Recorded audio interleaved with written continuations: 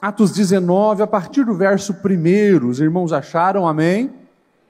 Diz assim: enquanto Apolo estava em Corinto, Paulo, atravessando as regiões altas, chegou a Éfeso. Ali encontrou alguns discípulos e lhes perguntou: vocês receberam o Espírito Santo quando creram? Eles responderam: não, nem sequer ouvimos que existe o Espírito Santo. Então, que batismo vocês receberam? Perguntou Paulo. O batismo de João, responderam eles. Disse Paulo: o batismo de João foi um batismo de arrependimento. Ele dizia ao povo que cresce naquele que viria depois dele, isto é, em Jesus. Ouvindo isso, eles foram batizados no nome do Senhor Jesus, e quando Paulo lhe impôs as mãos, veio sobre eles o Espírito Santo, e começaram a falar em línguas e a profetizar. Eram ao todo uns 12 homens. Amém? Feche os seus olhos. Senhor, obrigado pela Tua palavra. Nós abrimos também o nosso coração para ouvir a Tua voz e receber os Teus ensinamentos. Que possamos, Senhor, viver as Tuas promessas, ser edificados e conduzidos pelo Espírito Santo para cumprir o nosso chamado. Fala conosco, estamos ouvindo a Sua voz e pedimos as bênçãos no nome de Jesus. Amém? Você pode se assentar. Eu gostaria de refletir nessa noite sobre o avivamento que precisamos. Há um avivamento que Deus deseja e sempre desejou realizar na vida de cada um de nós. E eu pergunto para você pensar, reflita na sua mente, o que é avivamento? Responda para você, o que é avivamento? O que é ser um crente avivado?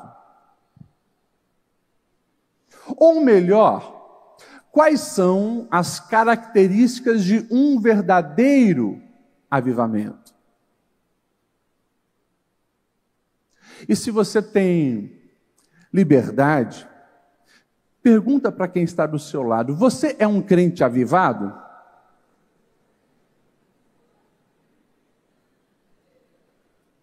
Você perguntou? E o que esse crente respondeu? Eu pergunto para você, você é um crente avivado? Amém ou não amém? Glória a Deus. Precisamos ser, de fato, avivados em Deus.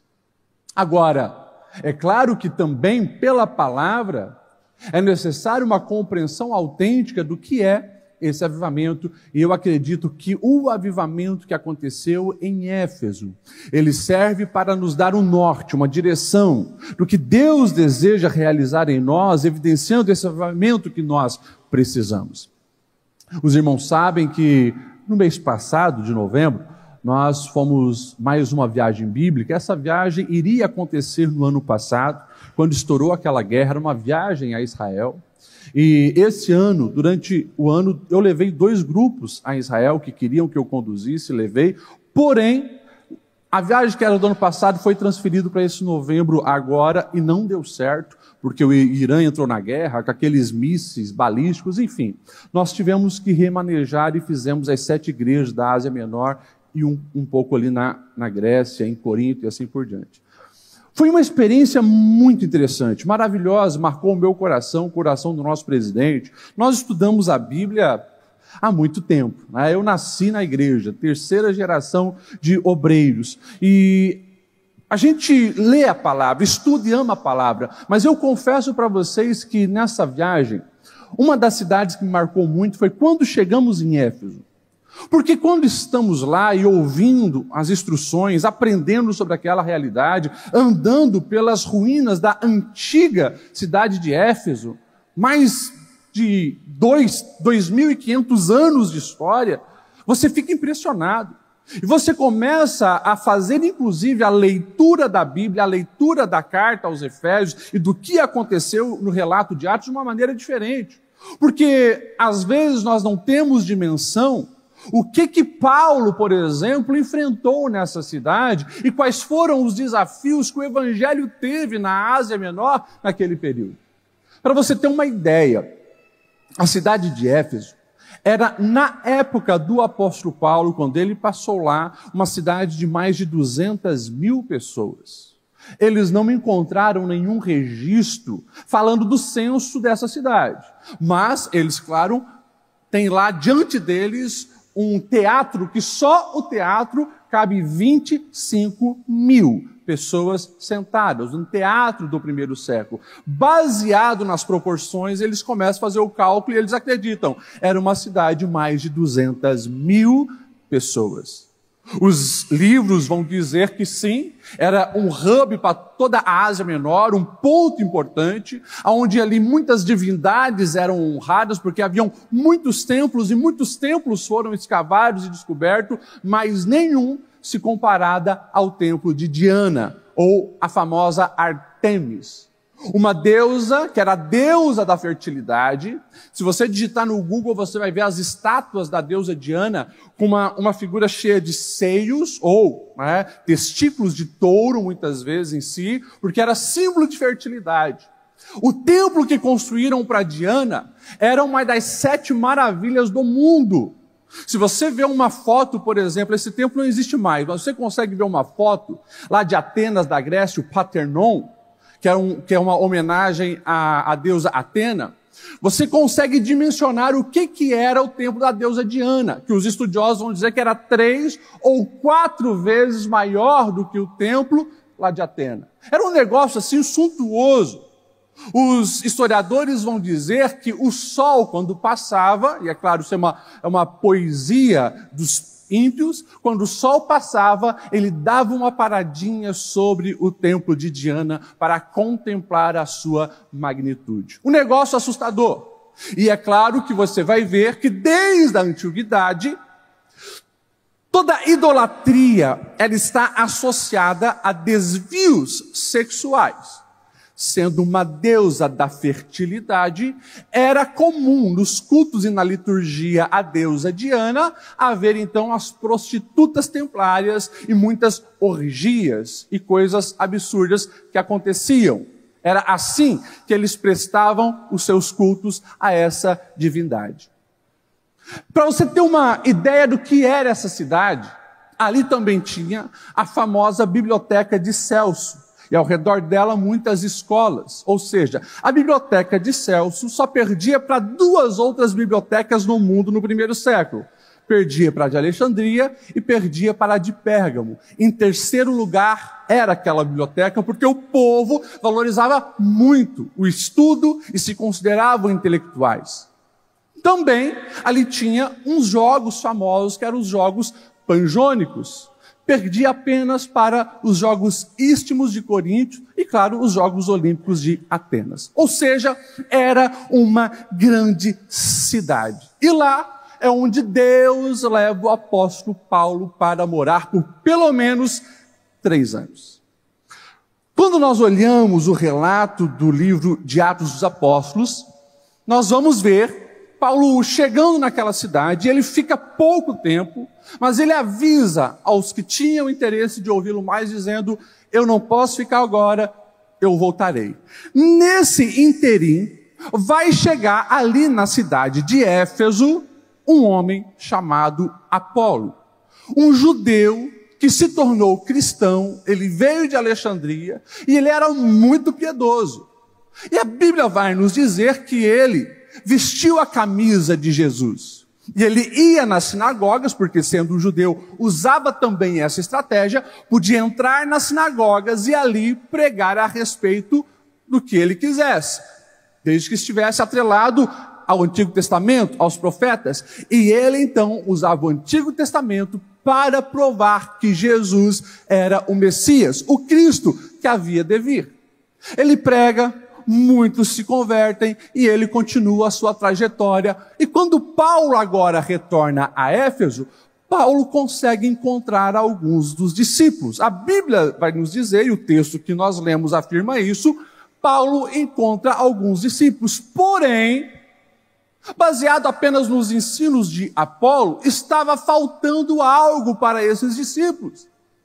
Eles creram em Jesus, eles entenderam que Jesus é o Messias esperado pelos judeus, porém, eles não conheciam o Espírito Santo. E se você prestou atenção no texto, você vai perceber que Paulo interroga eles, mas qual batismo vocês receberam? E eles afirmam, recebemos o batismo de João. E Paulo vai dizer, ok, esse é um batismo de arrependimento, mas existe algo mais. Vocês não ouviram falar do Espírito Santo? Eles dizem, nem ouvimos falar. Então Paulo os batiza e quando coloca a mão sobre eles, o texto diz, o Espírito Santo vem sobre eles, eles começam a falar em línguas e a profetizar. Quando refletimos sobre isso, aqui existe um aspecto muito importante sobre o avivamento que nós precisamos na nossa vida, que é o que, pastor Lediel? Essa compreensão que viver a plenitude do Evangelho, o Evangelho completo, é sim ser cheio do Espírito Santo. Presta atenção no que eu estou dizendo, porque é o Espírito Santo em nossas vidas que nos fará viver a verdade do Evangelho, a essência do Evangelho e viver essa plenitude do Evangelho. Sem o Espírito Santo, nem existe a possibilidade de conseguir desfrutar do verdadeiro Evangelho. Porém, muito parecido com o que aconteceu em Éfeso, está acontecendo hoje. Pessoas que se dizem cristãs, até reconhecem que Jesus é o Messias. Jesus é o Filho de Deus que se encarnou e veio para nos salvar. Porém, ainda não vive uma vida cheia do Espírito Santo. Não foram batizados no Espírito Santo. Não ainda conseguiram desfrutar da comunhão com o Espírito Santo. Talvez alguns ainda nem conhecem o Espírito Santo. E não podemos esquecer que desde o início, a orientação de Jesus para a sua igreja foi que nós levássemos isso muito a sério. Se você for lá no começo do livro de Atos, quando Jesus vem e começa ali agora, depois já de ser ressurreto, preparar a igreja para cumprir a sua missão, lá em Atos 1, capítulo 1, versículo 6, eles estavam reunidos e olha só o que um dos discípulos vai perguntar para Jesus. Presta atenção na pergunta. Senhor, é neste tempo que vai restaurar o reino a Israel? Um discípulo que viu Jesus morrer, viu Jesus ressuscitar, que agora está caminhando com o Cristo ressurreto, na mente dele ele está muito preocupado com o reino terreno. Ou seja, ele espera que agora o Cristo ressurreto implante um governo terreno e livre Israel da mão dos romanos. Presta atenção na resposta de Jesus para esse discípulo. Jesus respondeu, não compete a vocês saber os tempos ou as datas que o Pai estabeleceu pela sua própria autoridade. Porém, receberão poder quando o Espírito Santo descer sobre vocês. Serão minhas testemunhas em Jerusalém, Judeia, Samaria e até os confins da terra. É isso. Tem coisas que não compete a vocês saberem, mas o que interessa a vocês agora, o que vocês precisam, o que capacita vocês a ser verdadeiramente igreja, é ser cheios do Espírito Santo. Então, como pastor, eu venho aqui afirmar para você que deseja viver um avivamento na sua vida, não trate o Espírito Santo como algo opcional na sua vida de fé. O Espírito Santo não é opcional para quem deseja viver o Evangelho. O Espírito Santo é essencial. Você precisa se entregar ao Espírito Santo, amar o Espírito Santo, buscar o Espírito Santo, deixar o Espírito Santo conduzir a sua vida. Jesus prometeu isso. Nos seus ensinamentos, e eu gosto de enfatizar o que ele vai nos dizer em Lucas 11:9, lamentavelmente muitos distorcem esse texto, quando Jesus fala do poder que nós temos na oração e de pedir as coisas a Deus. Jesus vai dizer assim: olha, peçam e vos será dado, busquem e vocês encontrarão, batam e a porta será aberta, todo que pede recebe, quem busca encontra, aquele que bate a porta será aberta. Qual pai? Se o filho pedir um peixe, dará uma cobra, ou se pedir um ovo, dará um escorpião. Se vocês, apesar de serem maus, sabem dar boas coisas aos seus filhos, e presta atenção nessa continuação, quanto mais o Pai que está nos céus dará o Espírito Santo a todo aquele que pedir. Você quer mais do Espírito Santo? Ore pedindo isso a Deus. É promessa de Jesus. Ele vai dar o Espírito Santo a cada um que buscar de todo o seu coração. Você me entende? Amém? Você pode falar para quem está ao seu lado: busque o Espírito Santo intensamente.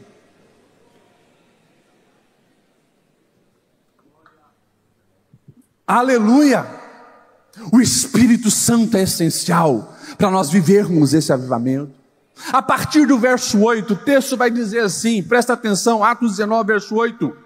Paulo entrou na sinagoga e ali falou com liberdade durante 3 meses, argumentando convincentemente a respeito do reino de Deus. Mais uma vez, Paulo também sendo judeu, usa a oportunidade, vai para a sinagoga e está ensinando. 3 meses ensinando. Olha o que acontece depois de 3 meses. Alguns deles endureceram-se e recusaram a crer. E começaram a falar mal do caminho diante da multidão. Sempre vai ter, sempre teve, sempre terá aqueles que vão falar mal do Evangelho. E aqui nós estamos falando de judeus que afirmavam ser tementes a Deus. Mas quando Paulo começou a falar de Jesus, que ele era o cumprimento das promessas, esse povo não quis aceitar e começou a falar mal. Porém, o texto vai dizer, destes Paulo se afasta. Preguei, cumpri a vocação que Deus me enviou, não aceitaram. Olha o que ele vai fazer. Tomando consigo os discípulos, passou a ensinar diariamente na escola de Tirano. Isso continuou por 2 anos, de forma que todos os judeus e gregos que viviam na província da Ásia ouviram falar a respeito da palavra do Senhor. O texto confirma que, de fato, ali em Éfeso passava gente de todos os lugares, e ele vai dizer, tanto pessoas inclusive da Grécia, várias pessoas de toda a Ásia ouviram o apóstolo Paulo pregar na escola de Tirano. O que nós podemos aprender aqui, que fala desse avivamento que precisamos para as nossas vidas? É que todo verdadeiro avivamento, ele acontece pelo poder da palavra de Deus. É quando a palavra de Deus, ela encontra lugar nos corações, é quando a palavra de Deus, ela é pregada, ela é compartilhada, quando ela é vivida, a palavra de Deus faz toda a diferença. E todo crente avivado, e que deseja continuar com seu coração avivado, ele precisa ter esse desejo intenso de compartilhar a palavra de Deus. Não tem como você afirmar que ama a Deus e dizer que não ama a sua palavra.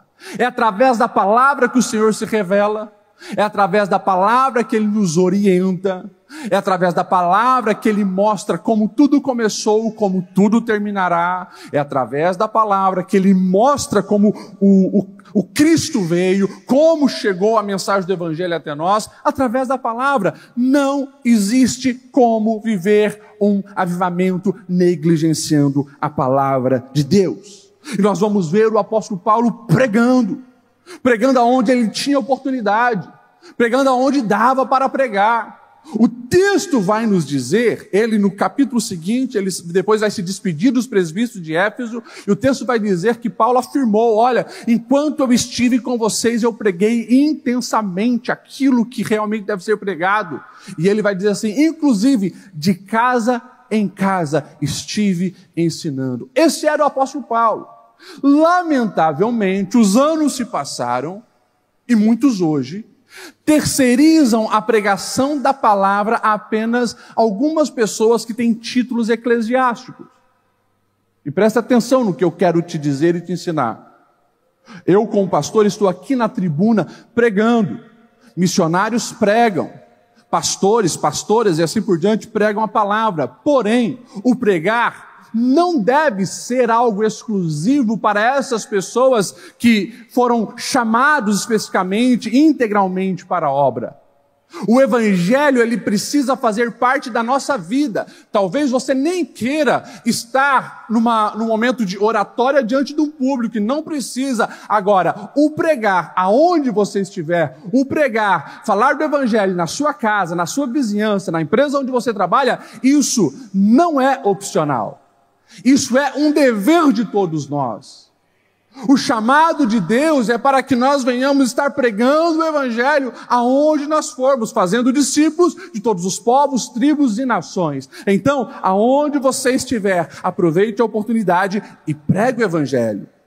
Pastor, mas lá no meu trabalho existem pessoas que não gostam de igreja, não gostam de Jesus, abominam a Bíblia Sagrada. Eu olhando para os textos da Sagrada Escritura, para o exemplo do próprio apóstolo Paulo, ele é aquele que vai inclusive orientar Timóteo. Eu falava agora com o pastor Aguiar, pregue a tempo e fora de tempo, Paulo falou para Timóteo. Ou seja, quando o público for favorável ou quando não for.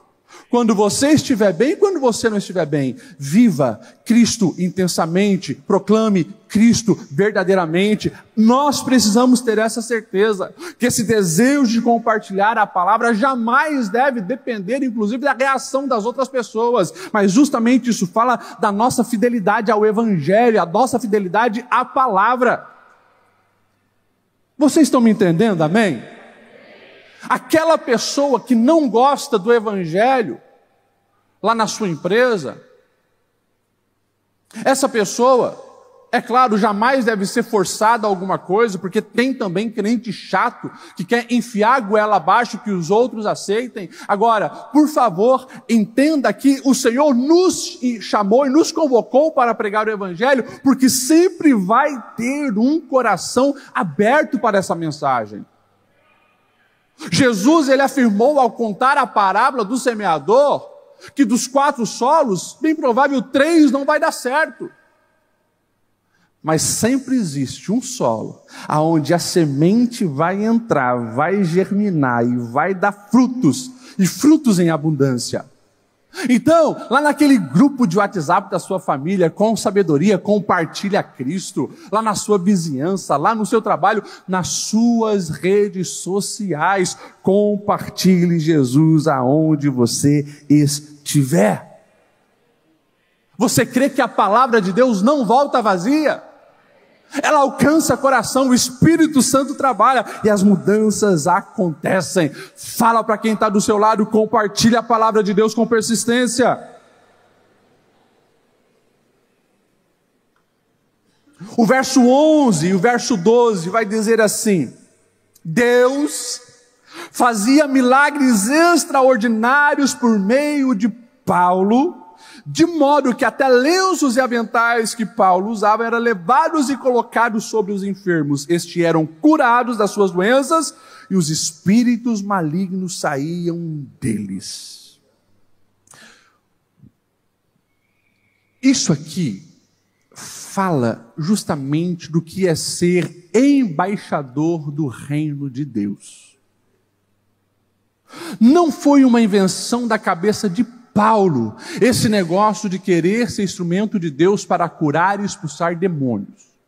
Jesus, e Lucas vai registrar lá no capítulo 9, verso 1 e 2, ele afirma, ele falou para os seus discípulos, e o texto diz assim: Jesus deu poder e autoridade aos seus discípulos para expulsar os demônios, curar doenças, e o enviou a pregar o reino de Deus, a curar os enfermos. Isso aqui é lindo, porque nesse verso aqui em Atos, o texto deixa bem claro, Deus fazia milagres extraordinários por meio de Paulo. Quem faz é Paulo? Quem faz é Deus. Paulo é um instrumento. Paulo é um canal que se colocou à disposição de Deus. Quem faz milagres Tem muito crente que perdeu essa autoridade, perdeu esse desejo de ser um agente no reino de Deus para gerar cura e libertação, porque ele tem medo. Pastor, se eu coloco a mão sobre aquele enfermo, repreendo no nome de Jesus a enfermidade e não muda nada, eu vou pagar um mico. Não. Você precisa usar a sua fé, mas você precisa ter essa convicção. Quem faz é Deus. Você é um canal, um instrumento. Ah, pastor Lediel, mas a gente está falando do apóstolo Paulo, né? Quem sou eu? Esse Zé Mané aqui do Brasil. Você já leu quem era Paulo? Você já estudou quem era Paulo? Paulo era bem provável pior do que você. Porque ele era inimigo da igreja. Ele perseguiu a igreja. Paulo foi aquele que pegava a carta de autorização para literalmente colocar na cadeia pais de famílias por seguirem a Jesus. Provavelmente, aquela cena que nós temos com o Estevão ali, onde a capa é jogada aos pés de Paulo, ele estava coordenando aquele assassinato. E é bem provável que muitas outras histórias que não chegaram até nós aconteceu. Esse perseguidor da igreja, quando teve uma experiência com Jesus, ele se rendeu totalmente. E ele entendeu, se eu me render totalmente a Cristo, o Espírito Santo vai encher a minha vida e eu também vou ser usado para fazer coisas extraordinárias. Não existe desculpa para nós. Conhecemos a palavra, o poder de Deus está disponível para nós. O que nós precisamos? É querer ser usado por Deus. É ter esse desejo e saber, ter convicção que o nome de Jesus, o poder que há no sangue de Jesus, a autoridade que Deus nos deu, não tem prazo de validade. Alguns estão aí afirmando que essa coisa de demônio pegar pessoas e expulsar era lá do primeiro século. Alguns estão aí afirmando que a capacidade de curar enfermos e expulsar doenças de um corpo era só no primeiro século para a expansão do evangelho. Não. O evangelho, ele continua sendo o mesmo. O poder de Jesus continua sendo o mesmo. É os nossos corações que precisam estar alinhados com os céus e nós tomarmos posse dessa autoridade que nos foi conferida pelo Senhor. Você pode pegar na mão de quem está do seu lado e falar para essa pessoa: Deus quer agir no mundo através de você.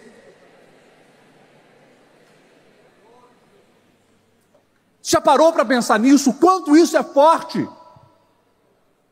É você que é representante de Cristo nessa terra. Você foi chamado e escolhido por Deus para desbaratar o inferno. E quando nós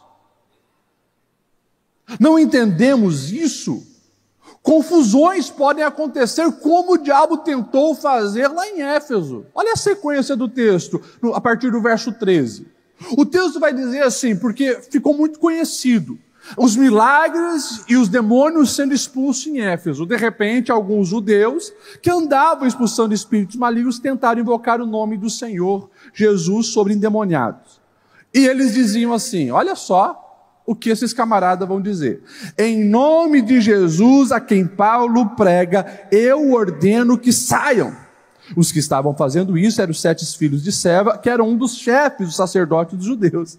Agora olha que história cômica, bizarra, assustadora. O texto vai dizer assim: um dia o espírito maligno respondeu: Jesus eu conheço, Paulo eu sei quem é, mas vocês quem são? Então o endemoniado saltou sobre ele, os dominou, espancando-os com tamanha violência que eles fugiram da casa nus e feridos. Algumas verdades é importante nós entendermos. O mundo espiritual, ele não aceita disfarce. Essa nossa geração, que é a geração, dos filtros digitais, onde você olha, nossa, o perfil dessa pessoa, e quando você vê pessoalmente, você se assusta, Já aconselhei alguns jovens aqui, um deles decepcionado pastor. Eu marquei o encontro com a varoa.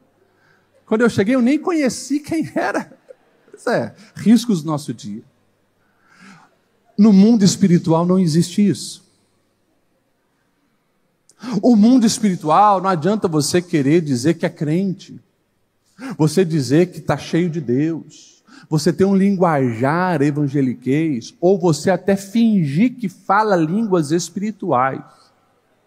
Os demônios conhecem a sua realidade. O mundo espiritual, ele não respeita título de pastor, carteirinha de pastor, não respeita certificado de presbítero. Se você é líder de círculo de oração, o que o mundo espiritual vai respeitar é quando encontra um crente cheio do Espírito Santo. Alguém que está na oração, buscando o Senhor, conectado na fonte, ali os demônios sabem que tem que bater em retirada. Então você precisa ter essa noção do mundo espiritual, e se você deseja esse avivamento na sua vida, você precisa de fato possuir essa autoridade espiritual, que é essa conexão com o Espírito Santo.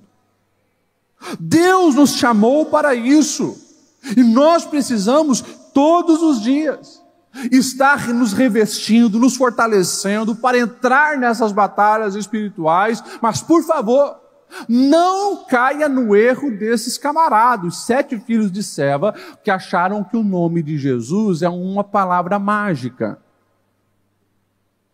O nome de Jesus não é palavra mágica. Pastor Lediel, mas o próprio Jesus afirmou, em meu nome expulsarão demônios, e o nome de Jesus é sobre todo nome, é um nome que tem autoridade.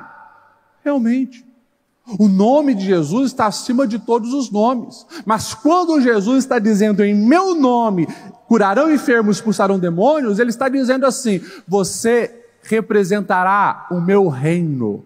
O meu nome estará selado no seu coração, no seu comportamento, na sua vida. Então, por caminhar comigo, você tem autoridade para chegar lá e usar o meu nome. É isso que Jesus está dizendo. Não adianta querer viver uma vida atolado no pecado, mas de vez em quando colocar o nome de Jesus aqui, o nome de Jesus ali. O mundo espiritual, eles não vão respeitar isso. O nome de Jesus não é abracadabra. O nome de Jesus não é para ser usado como palavra mágica.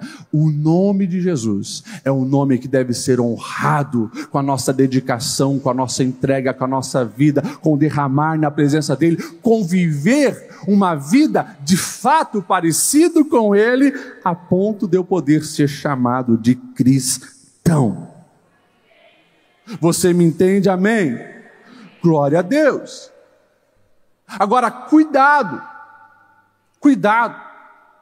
para você nesse tempo de hoje, não estar sendo enganado e iludido por algum filho de Seva, porque está cheio de palhaço no mundo gospel, está cheio de feiticeiro, está cheio de pessoas no mundo das trevas, usando o nome de Jesus e dizendo que isso é reino. Eu espero que você, membro aqui da The Blue, que está debaixo do nosso pastoreio, não saia atrás desses profetas de piques da internet. Malandragem, vagabundagem, preguiçosos, imorais, que não se conhecem a vida. Guarda o teu coração destes. A Bíblia vai nos garantir, através das palavras de Jesus, que pelos frutos vocês saberão quem é quem. Então, para permitir que alguém coloque a mão sobre a sua cabeça, ou alguém ligue uma tela e lance uma palavra profética sobre você, por favor, como diz o ditado, coma alguns quilos de sal com essa pessoa primeiro. Porque é muito fácil enganar alguns crentes que não conhecem a palavra. Você inventa umas línguas que não são espirituais, você pega meia dúzia de palavras baseadas nos profetas da Bíblia, como o assim diz o Senhor dos Exércitos, e você manipula quem você quer. Agora, quem tem o Espírito de Deus, na hora já vai saber quem é quem. Não dê ouvido para os filhos das trevas, não dê ouvido para esses endemoniados, porque na verdade o que eles estão ali é justamente para querer prejudicar o verdadeiro evangelho. Porque gera bloqueio na vida de muitas pessoas. Quando esses falsos profetas lançam uma palavra profética que é fake, e não acontece, o coração do ser humano se fecha. Ele pensou que era Deus falando, não era Deus falando. E assim por diante. Um monte de coisas que você consegue ver aí hoje na internet, que parece ser um culto muito avivado, mas não tem nada de Deus lá. Guarda o seu coração, vigie a sua alma, não se meta nesses porão aí de profetada. É laço satânico. Vocês me entendem? Amém? Glória a Deus. O verso 17 vai dizer que depois que esse demônio, porque até o demônio foi usado para a expansão do evangelho. Como assim, pastor Lediel? Quando esse demônio deu uma surra nos filhos de Seva, olha o que o texto diz. Isso se tornou conhecido entre os judeus e os gregos que viviam em Éfeso, e todos foram tomados de temor. O nome do Senhor foi engrandecido. Agora, olha a partir do verso 18 em diante. Muitos dos que creram vinham e confessavam, e declaravam abertamente suas más obras. Presta atenção agora na sequência. Grande número dos que tinham praticado ocultismo reuniram seus livros e queimaram publicamente. Calculado o valor total, este chegou a 50.000 dracmas. Dessa maneira, a palavra do Senhor muito se difundia e se fortalecia. Não existe um lugar onde aconteça o verdadeiro avivamento, aonde também não está junto os frutos desse arrependimento. O verdadeiro avivamento é acompanhado de verdadeiro arrependimento. Não se pode viver as promessas do Senhor sem uma mudança de vida. Quem crê verdadeiramente no Evangelho sempre vai se arrepender dos seus pecados. Olha o que o texto diz. Confessavam publicamente as suas más obras. Me ajuda a pregar. Pega na mão de quem está do seu lado e fala para essa pessoa. Quando um crente esconde pecado, ele trava o avivamento. Sem arrependimento não há liberdade para o agir do Espírito Santo. A obra pecaminosa, ela precisa ser abandonada. E o verdadeiro crente é aquele que não vai ficar flertando com o pecado e mantendo o mal oculto. O texto diz que esse povo, eles foram tão impactados pela mensagem do Evangelho, que eles começaram a pegar os seus livros de feitiçaria e ocultismo, levavam à praça pública para queimar. Eu preciso aqui só deixar uma coisa bem clara para você. É claro que esses livros não são livros encadernados como nós temos hoje, eram pergaminhos, rolos. Agora, naquela época, um livro era um preço absurdo. Livro era coisa rara. Ah, mas pastor, o senhor falou que só na biblioteca de Celso tinha mais de 20.000. Era uma coisa rara. 20.000 livros e já era a terceira maior do mundo. Livro era uma coisa rara. Agora, aqueles que ouviram o Evangelho, eles começaram, peraí, se isso é verdade, aquilo que nós praticamos, as invocações de espíritos contrários, as maldições que nós declaramos, isso não tem nada a ver com Jesus. Não serve para mim, não serve para mais ninguém. Nós vamos tacar fogo em toda essa porcaria. Sabe o que me chama a atenção? É justamente que Lucas ele vai ter a sensibilidade de colocar o preço do prejuízo que esses homens tiveram. Eles chegaram a fazer um cálculo por cima do prejuízo, foi 50.000 dracmas. No mundo da época, do primeiro século, uma dracma era o trabalho de um dia, de um trabalhador comum. Uma dracma, trabalho de um dia.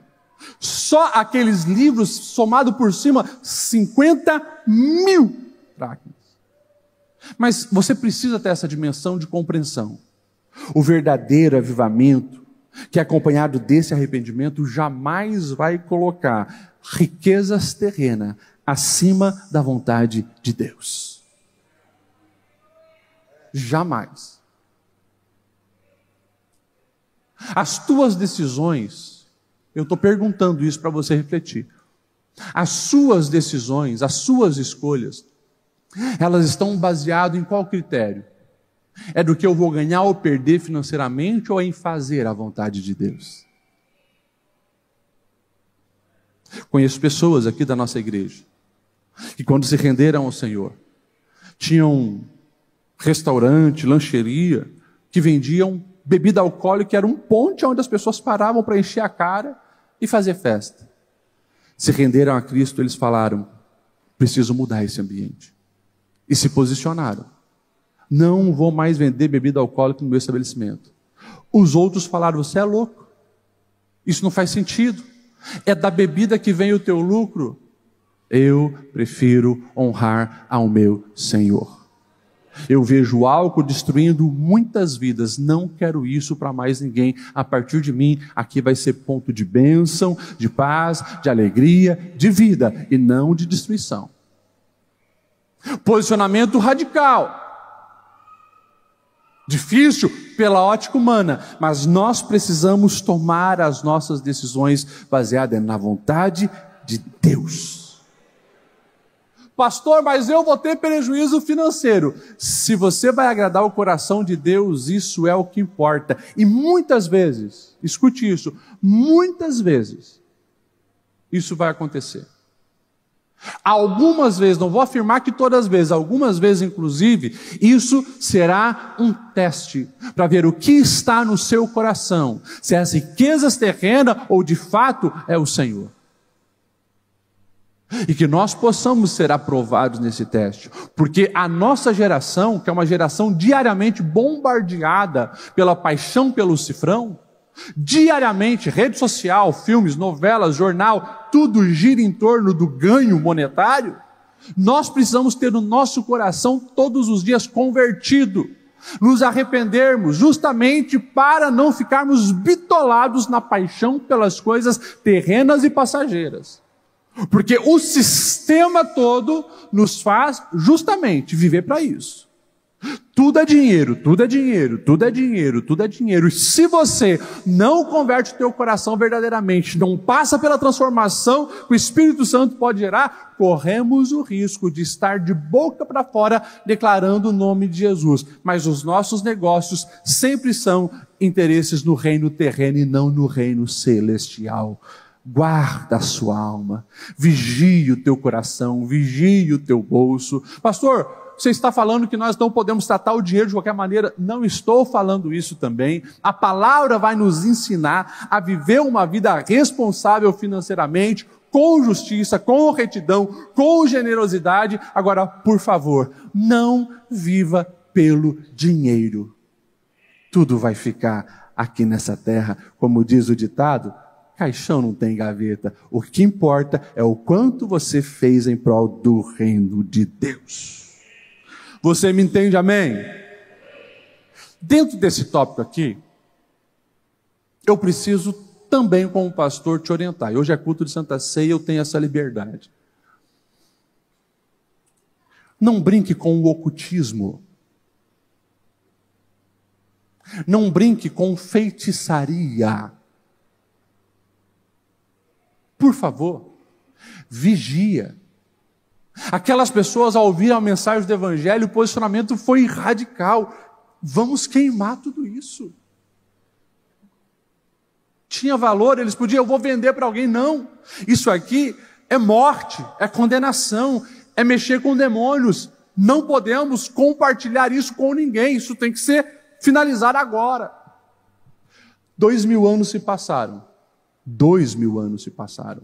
E de maneira muito sutil, o ocultismo continua permeando, inclusive, a vida de alguns cristãos. Como, pastor Lediel? Eu já falei algumas vezes aqui, eu vou repetir. De uma maneira camuflada, disfarçada, dentro de uma música, dentro de uma piada, dentro de um filme, dentro de imagens coloridas, cheias de luzes, você passa a defender coisas que a palavra de Deus condena. Bruxinhos do bem, bruxinhos do mal. Mas, pastor, é só uma ficção do Harry Potter. Não tem nada demais. Ore sobre isso. Faça um jejum e ore sobre isso. Não quer acreditar na palavra do teu pastor? Não quer acreditar na palavra de Deus? Peça para o Espírito Santo falar sobre você. Tem crente hoje que está dando brecha para demônios entrarem na sua vida e na sua casa através de filmes e séries. O Senhor sempre condenou a feitiçaria. Por trás de todo bruxinho, seja do mal, seja do bem, existe ação demoníaca. E é claro, o diabo jamais vem de uma maneira para te assustar. Ele vem o mais sutil e camuflado possível para te dominar, te escravizar, gerar confusão na sua mente. Ah, pastor Lediel, é século 21, o senhor está muito quadrado, muito radical. Eu prefiro estar conformado à palavra de Deus do que a mentalidade deste mundo. Não aceite isso para a sua vida. Não aceite isso para a sua vida. Ore sobre isso. Não permita que os seus filhos estejam assistindo esse tipo de coisa. Cuida com as séries que vocês estão maratonando, porque tem muito veneno e morte sendo derramada sobre o lar cristão. E aí não tem como o avivamento chegar na sua vida. Amém? Glória a Deus.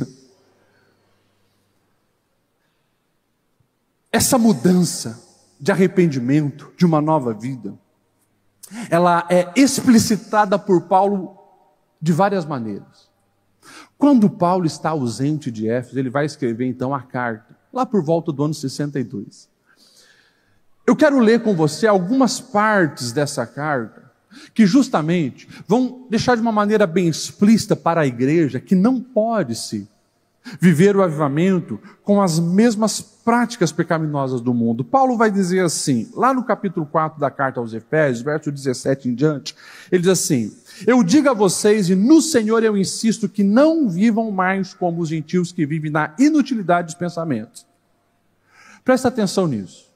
A nossa geração está presa nessa maldição, inutilidade dos pensamentos. Através das redes sociais, hoje o diabo tem aprisionado muitas pessoas na inutilidade dos pensamentos. A nossa geração está com dificuldade de concentração em coisas importantes, em coisas sérias. Converse com os professores, você vai ver. É uma geração treinada para prestar atenção apenas alguns segundos. Mas a inutilidade dos pensamentos é revelada, por exemplo, num Reels ou num TikTok, que fica passando o tempo inteiro. Porém, sutilmente, os seus olhos estão absorvendo coisas que vão determinar a maneira que você enxerga o mundo. E Paulo vai dizer assim, vivem na inutilidade dos pensamentos, eles estão obscurecidos no entendimento e separados da vida de Deus por causa da ignorância em que estão devido ao endurecimento do coração. Olha só, o coração fica duro para as coisas de Deus e acabamos literalmente nos separando da vida que Deus tem para nós. E ele vai dizer assim, tendo perdido a sensibilidade, se entregam à depravação. Opa! Eu fico insensível para a verdade, para a justiça, para as coisas boas. Eu estou ali 2 horas enchendo a minha mente de TikTok, de dancinha, de mulheres e homens rebolando, e aquilo ali está entrando. Daqui a pouco, eu não percebi, mas as minhas escolhas, elas já estão seguindo uma depravação que dominou a minha alma. As pessoas, elas pensam que é inofensível passar horas e horas naquela tela, mas Jesus já dizia, os olhos são as janelas da alma, e a nossa geração precisa vigiar o que está sendo colocado para dentro, entrando pelos nossos olhos. E ele vai dizer então assim, eles cometem então com avidez toda espécie de impureza. Mas ele diz assim, todavia, vocês não devem ser assim. Ele vai dizer, não foi isso que vocês aprenderam de Cristo.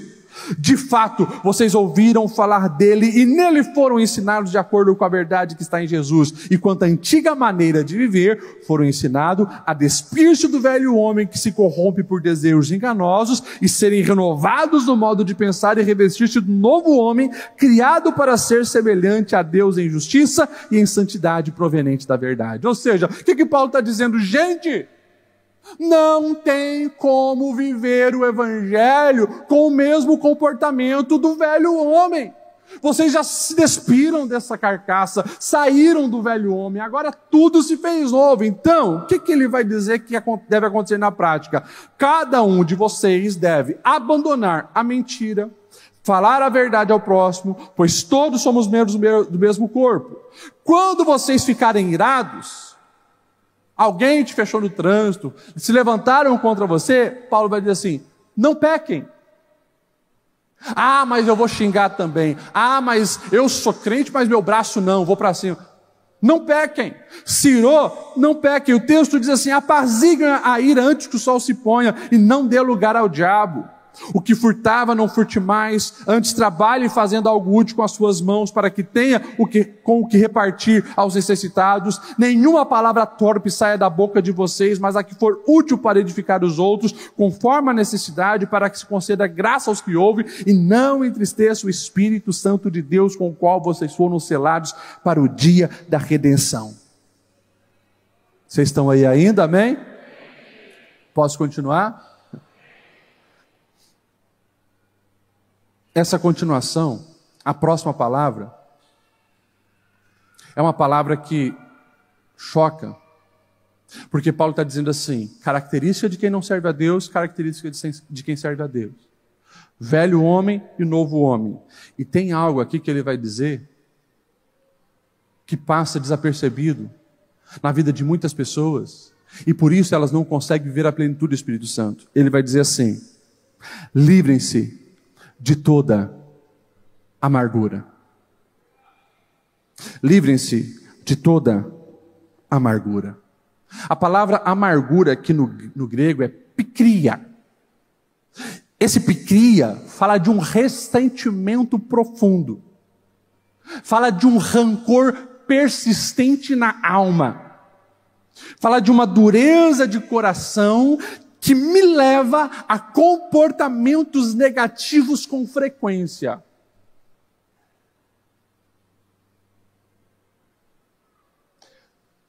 Talvez em outra cidade você se lembra de alguém assim.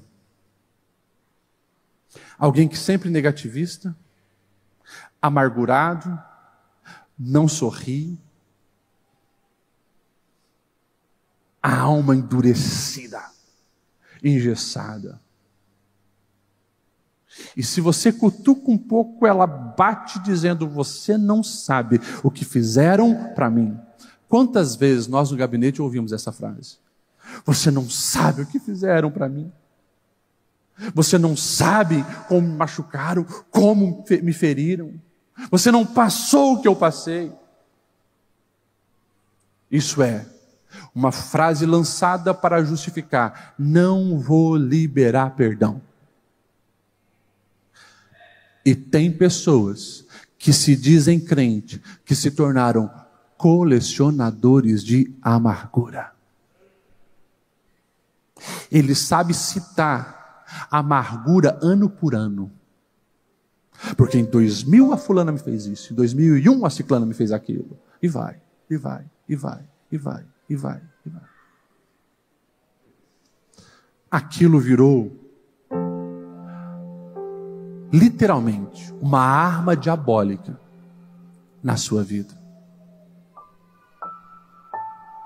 O Espírito Santo está desejoso de entrar, ali fazer uma ação, mas não deixe. De fato, tem pessoas que na vida serão mais feridas e machucadas do que outros. Tem pessoas nessa vida que terão uma jornada talvez mais tribulosa. Alguns foram criados de fato em um lar tão desajustado que foram ali vilipendiados. Ali foi derramado rios de maldição sobre ele. É verdade. Agora, se somar todos esses traumas, eles jamais conseguirão ter mais efeito do que a graça de Cristo sobre a nossa vida. Em Jesus é possível ter uma alma saudável. E com o Espírito Santo é possível liberar perdão e ter uma purificação completa na alma. Então, em nome de Jesus, você que deseja viver esse avivamento, você precisa se arrepender dos pecados. Sim, Paulo vai na lista deixar aqueles são bem explícitos. Quem não sabe que ofender em palavras, que roubar, que matar, que adulterar é pecado? Agora, infelizmente, na sutileza, alguns não entenderam que manter amargura na alma também é pecado. Está na mesma lista, mas nós precisamos nos livrar disso. E qual é o fruto, pastor, desse tipo de arrependimento da amargura? É liberar perdão. Procura quem te ofendeu e libere perdão. Procura quem fez algo contra você e tira isso urgentemente da sua alma. Pastor, mas acho que aquela pessoa não vai aceitar. Não importa qual vai ser a reação dela, importa é a sua reação. Quando Deus olha um coração que se abriu para liberar perdão, pode ter certeza, ali Ele vai derramar um bálsamo de alegria, contentamento, uma unção nova estará sobre essa pessoa. Viva isso! Não permita que os planos de Deus na sua vida sejam frustrados por causa de alguma coisa maligna que fizeram contra você. A graça do Senhor te alcança para te dar uma nova vida. É por isso que a palavra de Deus diz: eis que tudo novo se fez. Você me entende, amém? Isso é arrependimento. E deve ser constante na nossa vida. Errou, se arrependa e frutifique. Eu vou finalizar. Precisava de mais uns 30 minutos, mas não vai dar hoje. Fica para a próxima. O texto vai nos dizer, e a gente não vai poder ler agora, que o Evangelho estava dominando e impactando a cidade de Éfeso. Foi tão forte isso, tão forte, que de repente, os camaradas que lidavam lá com a idolatria começam a fazer os cálculos deles. Traz lá o meu caderno de anotação.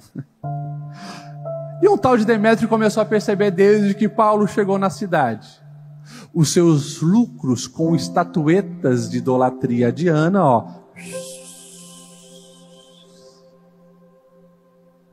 o impacto na cidade foi muito grande. Esse cara, ele fica tão indignado e ele começa a procurar os ourives, o pessoal que trabalha com escultura. Vocês estão percebendo? E o outro falou: olha, os meus negócios também estão mal. O que está acontecendo? Não, é esse Paulo. Você não percebeu que o templo está pouco frequentado? A venda de estátuas também caiu? E tal, e tal. Eles começam a fazer um motim na cidade. Eles vão para o teatro, E o texto diz que uma grande multidão se junta, muitos nem sabiam o que estava fazendo lá. E eles começam a gritar: Diana é a deusa dos Efésios, por 2 horas gritando. O texto diz que Paulo queria ir lá para tentar entender, e ele diz: não, você vai ser morto. Então os outros discípulos seguram Paulo. Mas isso aqui revela de uma maneira explícita que aonde acontece o verdadeiro avivamento, o reino das trevas vai ter prejuízo. Aonde acontece o verdadeiro avivamento, o reino das trevas vai ter prejuízo. Isso é algo inevitável. Aonde as trevas dominam e chega a luz, mudanças vão acontecer. Você crê nisso? Então, baseado nisso que nós estamos vendo, nós precisamos tomar posse dessa palavra. E quando nós olhamos para a nossa família, e talvez em algumas áreas os demônios já há tempo eles têm o seu espaço. Já há anos o casamento é só de aparência, cama separado. Há anos o filho não fala mais com o pai, a filha não fala mais com a mãe, os corações são separados. Há anos a depressão se assolou naquela casa. Há anos a pessoa tem insônia. Há anos ele sente opressão maligna. Os demônios estão dominando. Mas quando alguém que está cheio do Espírito Santo de Deus se posiciona, o inferno vai perder. Uma das minhas primeiras experiências com demônios foi quando nós éramos adolescentes aqui nessa igreja. E teve suas férias em Abelardo Luz. Eu mais 2 jovens chegamos numa casa. E eu fiquei assustado. Eu nunca tinha visto um nível de miséria como aquilo. Literalmente, eles faziam fogo no canto da casa, assim. Ali eles cozinhavam com coisas que queimavam no chão. A fumaça já tinha preteado todas as paredes que estavam amareladas. Você via ratos andando por todo canto. Um negócio assim assustador. Você via as crianças com deficiências mentais. E daí, quando nós chegamos naquela casa, quando entramos, uma senhorinha que estava ali já ficou endemoniada. E a primeira frase que ela falou para nós: eu odeio vocês. Nem conhecia. Eu odeio vocês. E ficou repetindo isso. Ali eu entendi, de fato, o capeta sabe que perdeu. Nós vamos restaurar essa família para a glória do nome do Senhor. E de fato, passamos alguns dias ali orando para que a libertação acontecesse. Aquela família foi liberta.